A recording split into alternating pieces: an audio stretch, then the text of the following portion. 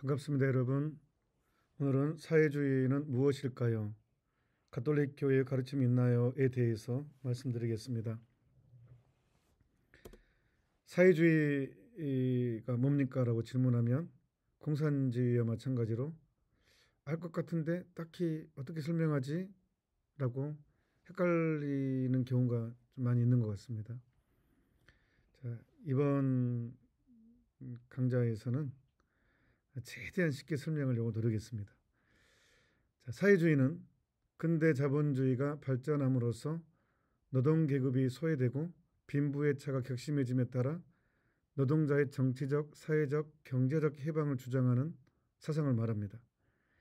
이 분배의 격차를 강제화시키는 것이 현대 사회주의의 핵심 개념입니다. 사회주의라는 용어를 최초로 사용한 것은 1803년에 출판된 이탈리아의 한 출판물로 알려져 있지만 근대적인 의미로 사용된 것은 1830년대 프랑스의 생시몽주의의 사상적인 특징을 지칭하는 용어로 사용되다가 이후에 노동자 인권의 경제적, 사회적인 개념과 관련하여 사용되었습니다. 사상사적으로 볼 때 영국의 오웬, 프랑스의 생시몬, 프리에 등에 의해서 사유재산의 철폐와 재산의 공유가 주장되었습니다. 이들은 폭력이나 혁명이 아닌 협동의 기반 위에 행복과 복지를 실현하고자 했습니다. 즉, 처음 등장한 사회주의는 강제 개념이 아니었습니다. 이들 외에도 과도기적인 차원의 자발성과 혁명적인 행동의 미덕을 강조했던 급진적인 사회주의자 블랑키와 무정부주의 전통의 창시자 프루동 등이 있었으며 머리스와 킹즐리가 이끄는 그리스도교 사회주의 운동 등이 있었습니다.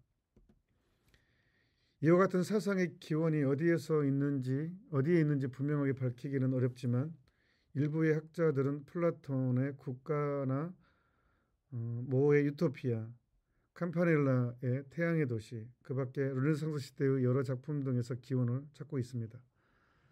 또한 초대교회의 중세 수도원 생활에서 그 기원을 찾는 학자들도 있습니다. 그러나 이런 초기 사회주의 사상들이 마르크스에 의해서 공상적 사회주의로 규정되어 마르크스 이후의 사회주의와 이제 구별됩니다. 따라서 사회주의는 마르크스 이전과 이후의 사회주의로 나눕니다. 현재 이루어지고 논의되고 있는 사회주의는 마르크스와 레닌에 의해서 발전된 마르크스 레닌주의를 계승한 사회주의입니다. 즉, 노동자의 혁명을 통한 강제화된 평등의 실현입니다. 현대 사회주의를 쉽게 이해하는 핵심 개념은 그래서 절대평등입니다. 절대평등이라는 것은 강제로 모든 것을 평등화시키겠다는 것입니다. 그러니까 인권 유린이 필연적으로 따라올 수밖에 없죠. 강제화된 평등이기 때문에. 사회나 국가가 인간의 완전한 평등을 위해 개인의 자유를 제한하거나 통제하겠다는 것입니다. 북한이나 중국의 국가 시스템을 보면 바로 이해됩니다. 사회주의는 완전한 평등을 통한 유토피아, 공산주의는 노동자의 완전한 해방을 통한 유토피아를 선전하지만 같은 말입니다. 둘 다 막시즘의 한 뿌리에서 나왔기 때문입니다. 그래서 다시 강조하자면 핵심 개념, 그것은 강제 평등입니다. 제가 사회주의를 공부하다가 우연히 발견된 유튜브가 있는데 되게 재밌고 쉬워서 여러분들한테 소개합니다. 캡처해 왔는데 사회주의와 공산주의의 차이점이 무엇이라고 보십니까? 패널이 이제 등장해서 질문하니까 그 양복 입은 남자가 마가렛 대처, 영국 수상이었던 마가렛 대처의 말을 인용합니다. 그녀는 사회주의는 자살이고 공산주의는 살인이다 라고 말하셨거든요 라고 설명합니다. 계속 이어집니다. 아시겠지만 사회주의가 점점 모이면 결국 공산주의로 되어버리니 말이죠. 사회주의는 공산주의를 구해내는 방법이니까요. 그 둘의 차이점을 보는 좋은 방법은 공산주의는 정치 시스템, 사회주의는 경제 시스템에 기반을 두고 있다고 보시면 됩니다. 라고 설명합니다. 그 둘은 사촌입니다. 잘 어울립니다. 소련은 공산주의자 사회주의였죠. 그리고 어느 시점에 소련은 둘 다 모두를 전복시켜 버렸습니다. 자, 막시즘을 기반으로 했던 사회주의의 대표적인 국가죠. 소련, 마르크스 레닌주의를 바탕으로 계획 경제를 운영했으나 경제 비효율성과 독재로 붕괴되어 러시아가 되었는데 현재는 사회주의도 공산주의도 아닌 어정쩡한 상태입니다. 중국은 초기에는 계획경제였으나 현재는 시장경제조를 도입한 중국식 사회주의로 변화가 됐습니다. 통제는 더 강화되죠. 인터넷 검열 장난 아닙니다. 통제는. 그다음에 전제주의 정책. 북한 주체사상을 기반으로 한 극단적인 국가사회주의 체제를 유지하고 있습니다. 인권유린이 정말 수없이 일어나고 강제평등을 다 같이 가난하게 만들어버렸습니다. 그리고 이 사회주의 사상은 색깔을 다르게 해서 북유럽과 특히 미국 가톨릭교회에 깊이 침투했습니다. 미국 가톨릭교회가 사회주의화되는 과정은 미국의 가톨릭 방송 EWTN 다큐 양의 탈을 쓴 늑대편에 잘 나타나 있습니다. 제가 이것을 전부 이제 벗고 몇 번 이제 보고요. 또 한국말로 자막도 달았는데 이제 때가 되면 이것도 좀 알려드리도록 하겠습니다. 양의 탈을 쓴 늑대. 혹시 여러분들 뭐 영어 좀 자유로우신 분들은 찾아서 보시면 됩니다. 그리고 이 DVD로도 구할 수가 있습니다. 가난한 사람들, 억압받는 사람들, 노동자를 이해한다는 명분은 사람을 속이기 쉽습니다. 미국의 사회주의자 솔 알렌스키는 이것으로 많은 성직자들을 속였습니다. 사회주의에 대한 가톨릭 교회 가르침입니다. 아예 레오 13세 교황님은 사회주의에 관한 해칙을 그냥 발표했습니다. 사회주의는 어떤 거다라고 아예 그 일부만 제가 가져왔습니다. 존경하는 형제 여러분, 우리가 말하는 것은 다양한 이름과 거의 야만적인 이름으로 불리는 사회주의자, 공산주의자 또는 허무주의자이며 전 세계에 퍼져 있고 사악한 연함에 치밀한 유대를 묶여 있는 사람들의 종파를 말하는 것임을 이해하십시오. 그들은 오랫동안 계획해온 모든 시민사회 전복을 실현하기 위해 노력합니다. 분명히 그들은 성경이 증언하듯이 육체를 더럽히고 지배권을 멸시하며 위험을 모독하는 자들입니다. 이게 이제 그 사회주의의 사상의 뿌리가 유물론이기 때문에 그렇습니다. 유물론이라는 건 뭐예요? 모든 건 물질이다. 하나님도 물질이고 인간도 물질이기 때문에 보편 윤리 개념은 없어지는 거죠. 그러니까 육체를 더럽히는 것이고 어떤 권위를 멸시하고 위험을 모독할 수밖에 없습니다. 이 유물론은. 그다음에 이제 레오 13세의 사회주의에 관한 해칙의 아주 핵심적인 내용 이겁니다. 그들은 모든 사람의 권리와 의무에 있어 절대적인 평등을 선언합니다. 교황님 말씀입니다. 이게 이제 사회주의 핵심 개념입니다. 그들은 일반인 사회에서도 신성시대는 남녀의 자연적인 결합을 훼손하고 가족을 유지하는 결합을 역화시키거나 심지어 정욕에 굴복시킵니다. 그들은 현세적인 소유물에 대한 탐욕에 이끌려, 그러니까 사회주의가 현세주의 탐욕이 들어있다는 거예요. 그러니까 합법적으로 평등의 이름으로 뺏어버릴 수 있기 때문에 평등의 이름으로. 그래서 탐욕에 이끌려 모든 악의 뿌리이며 어떤 탐욕이 신앙에서 벗어나게 하는 것인 자연법에 의해 승인된 재산권을 공격합니다. 그리고 끔찍한 악의 계획에 따라 합법적인 상속이나 노동을 통해 취득한 모든 것을 빼앗아 공동소유로 만들려고 합니다. 이 공동소유도 소수만 가져가는 거죠. 가톨릭 교회의 입장입니다. 가톨릭 대사전에서 가져왔습니다. 가톨릭 교회는 마르크스주의나 이를 자신의 이념으로 기초로 삼고 있는 다양한 형태의 사회주의를 거부한다. 마르크스 철학은 유물론적인 관점에서 신을 부정할 뿐만 아니라 인간의 영혼, 초월성 등을 부정하고 있기 때문이다. 또한 철학적인 기초에 있어 마르크스주의는 자연법을 부정할 뿐만 아니라 살인하지 말라는 것도 자연법이고 동성애에 대한 거부감도 자연법이죠. 근데 사회주의를 받아들이는 나라는 이 동성애가 많을 수밖에 없죠. 자연법을 부정하기 때문에 부정할 뿐만 아니라 이에 역행한다고 비판한다. 더 나아가 사회주의, 특히 호전적인 사회주의가 채택하고 있는 종교가 개인의 개성과 존엄성을 무시하는 전체주의적인 정책 등에 대해서도 매우 비판적인 입장을 취하고 있다. 1846년에 발표된 교황 비오 9세의 회칙이 플루비부스는 사회주의와 공산주의가 하느님 경배의 파괴를 목적으로 하고 있으며 가정과 교육에 관한 그리스도교적인 가르침에 반대되는 것이라고 비판하였다. 또 1864년에 반포된 관타쿠라와 이 회칙에 첨부된 살라부스에서 비오 9세 교황은 이들의 철학이 자연법과 사물의 자연적인 질서를 파괴하고 있으며 교회뿐만 아니라 다른 모든 권위를 공격하고 교우재산, 나아가서 모든 사유재산을 약탈, 파괴하기 위해 혁명을 일으킨다고 비판하였다. 교황 레오 13세, 아까 똑같은 교황입니다. 방금 앞에 말했던 근데 또 다른 이제 회칙 노동헌장을 얘기했습니다. 노동헌장에서 사회주의는 노동자에게 유해하고 정의에 위반되며 사적 소유권을 반대하기 때문에 비핵한다고 선언하였다.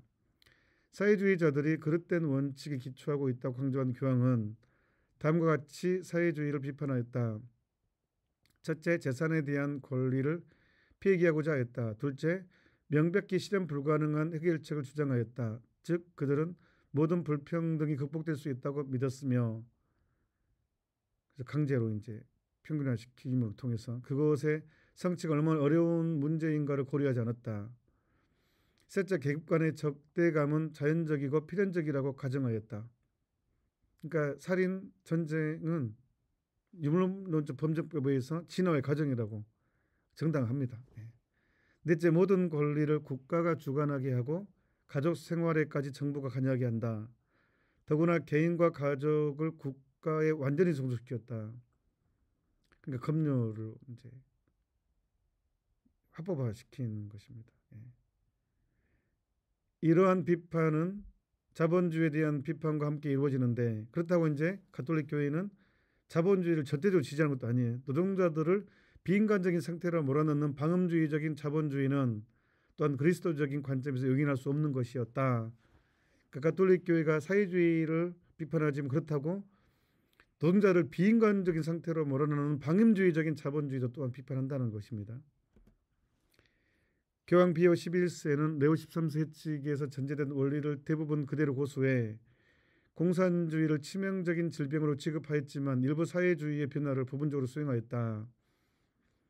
그러니까 여기서 이제 교황이 말하는 것은 이제 노동자의 그런 비참함을 묵인하는 어떤 자본가들에 대해서도 일침을 가했다는 뜻을 말하는 것입니다. 자, 가톨릭 교회 교리서가 말하는 사회주의의 문제점입니다. 지금 우리가 지금 천주교 신자들이 보고 있는 가톨릭 교회 교리서 까논입니다. 핵심입니다.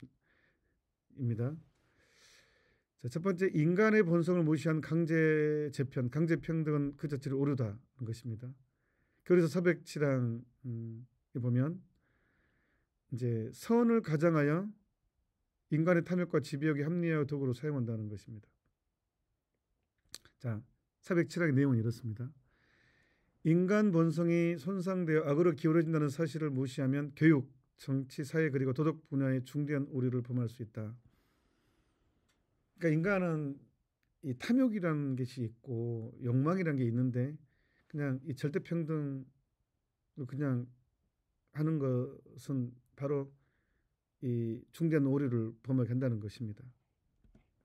그다음에 사유재산권이 부정당하는 것은 인권 침해입니다. 가톨릭 교회교리서 2402항은 사유재산권이 개인의 기본적 권리라고 가르칩니다. 또한 2403항은 사유재산권이 개인의 자유와 존엄성을 보장한다고 설명합니다.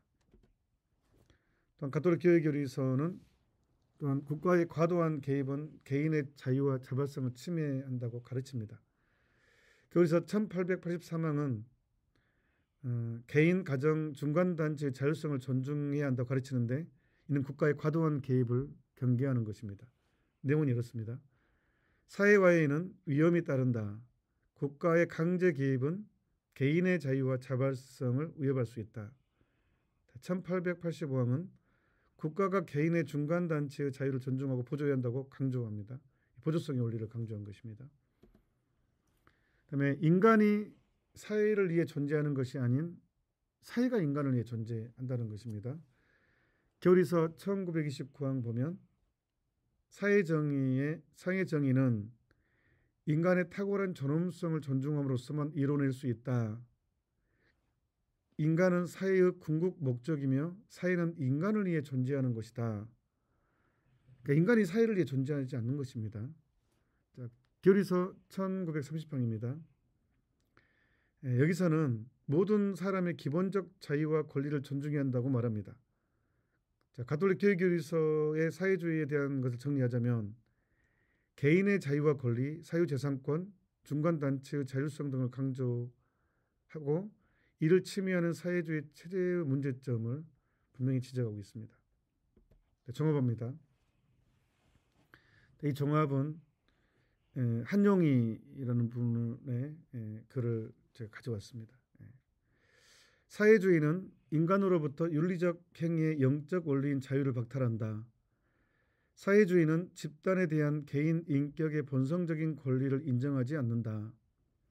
공산주의에 있어서 인격은 이미 조직의 한 부분에 불과하다. 사회주의와 전체주의적 체계들은 인간의 참된 가치와 초자연적인 목적을 무시한다. 사회주의의 교리는 한편으로는 인간을 고양하면서 다른 한편으로는 극도로 비하시키고 있다. 정말 많이 공감되죠. 즉 사회주의는 인류의 마음을 침범하여 그것을 멸망시키는 치명적인 패스트와 같다. 그리스도교는 인간의 양심, 인격적인 이성과 자유를 소멸시키는 일을 단연코 용납하지 않으며 또 계급을 인간의 양심과 이성과 자유에 대치하는 것도 허용하지 않는다. 그리스도교는 공동체의 이성을 인정하고 계급의 이성을 인정하지 않는다. 인간은 민족이나 계급보다는 더욱 깊고 훨씬 더 높은 현실이다. 이 진리는 모든 계급과 모든 이해와 증오에 대항해서 주장되지 않으면 안 된다.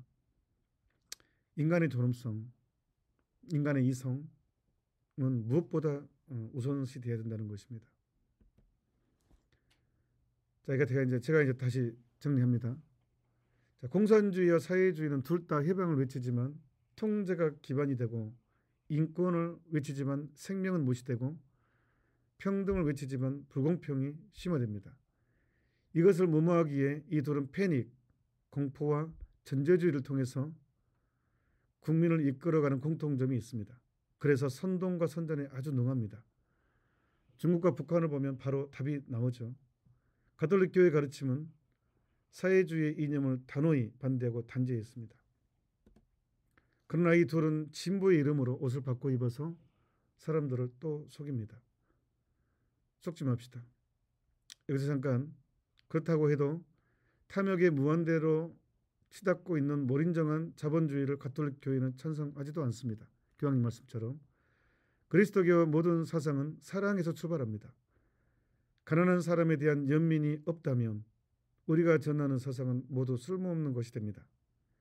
배려와 나눔이 없는 세상은 죽음의 세상입니다. 아무튼 색깔을 바꿔 입은 사회주의를 분별합시다. 유물론은 인간성과 세상을 파괴합니다. 끝까지 들어주셔서 감사드립니다. 여러분 때문에 제가 힘을 얻고 또 방송 제작을 합니다. 감사합니다.